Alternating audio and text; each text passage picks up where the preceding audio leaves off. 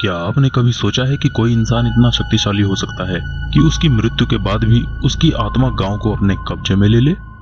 महाराष्ट्र के रत्नागिरी में एक ऐसा ही रहस्य है जहां एक तांत्रिक की आत्मा आज भी लोगों के दिलों में खौफ बनकर जी रही है। यूं तो भारत में तांत्रिक शक्तियां और अघोरी साधनाओं की कहानियां बहुत पुरानी हैं, लेकिन कुछ कहानियां ऐसी होती हैं जो सिर्फ लोक कथाएं नहीं बल्कि सच का डरावना रूप होती है। ऐसी ही एक कहानी है रत्नागिरी के बंसीनाथ तांत्रिक की।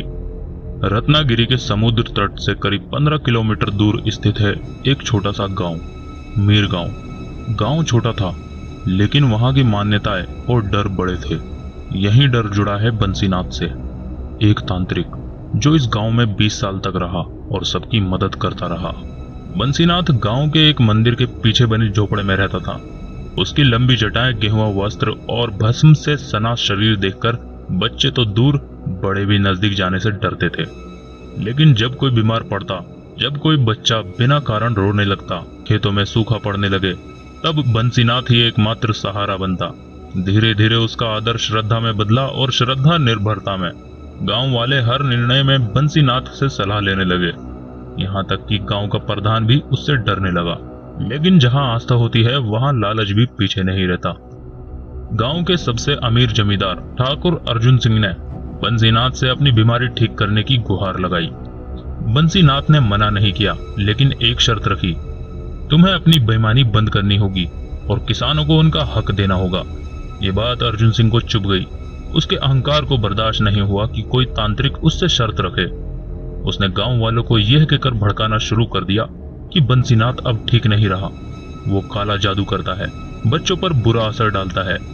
फिर कुछ लोगों ने विरोध किया पर ज्यादातर डर गए। एक रात अर्जुन सिंह ने गांव के कुछ गुंडों के साथ मिलकर बंसीनाथ को मंदिर से खींचकर पीटा और वहीं पीपल के पेड़ के नीचे लटका दिया। कहते हैं मरने से पहले बंसीनाथ ने एक वाक्य कहा था, मेरा शरीर जलाओगे तो गांव बचेगा, लेकिन अगर मेरे शरीर को धूल छूने दोगे तो ये जमीन कभी नहीं सोएगी। वह डर और गुस्से में लोगों ने उसकी बातों को अनसुना कर दिया। किसी ने उसका अंतिम संस्कार नहीं किया। उसकी लाश वहीं 2 दिन तक पेड़ के नीचे पड़ी रही, फिर अचानक गायब हो गई। उसके बाद गांव में जो हुआ वो आज भी लोगों की रूह कबा देता है। 1 सप्ताह के भीतर ही अर्जुन का पूरा परिवार एक एक करके मारा गया। कोई कुएं में गिरा, कोई आग में झुलस गया। मंदिर की मूर्ति रोज सुबह ताजा खून से सनी मिलती थी। पुजारी ये देखकर गांव छोड़कर भाग गया। पीपल के पेड़ के नीचे हर रात धुआं उठता था, जैसे कोई हवन कर रहा हो, लेकिन पास जाने पर वहां कुछ नहीं दिखता।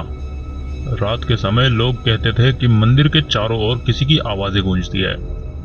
मैं अभी ध्यान में हूं, मुझे मत छेड़ो। लोगों ने कई बार मंदिर को तोड़वाने की कोशिश की, पेड़ को काटने की योजना बनाई, लेकिन हर बार कुछ न कुछ अनहोनी हो जाती।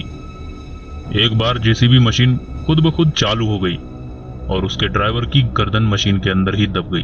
गांव अब लगभग वीरान है। जो कुछ परिवार बचे हैं वो सूरज ढलते ही घर में बंद हो जाते हैं।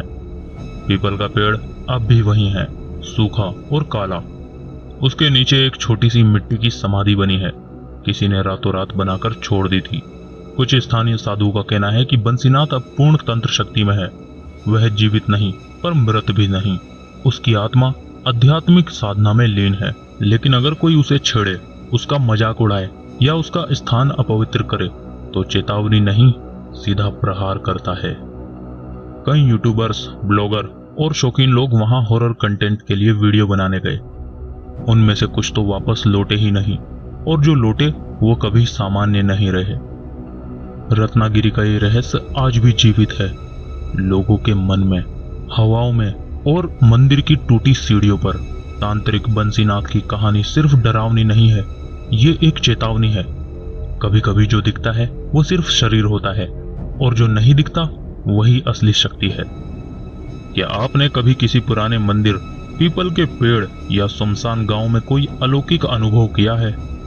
अपनी कहानी हमें कमेंट में बताएं, और अगर आप ऐसी डरावनी और सच्ची कहानियां सुनना चाहते हैं तो चैनल को सब्सक्राइब जरूर करें। अगली बार फिर मिलेंगे एक और रूह कपा देने वाली कहानी के साथ। तब तक के लिए सावधान रहिए और अकेले मत रहिए।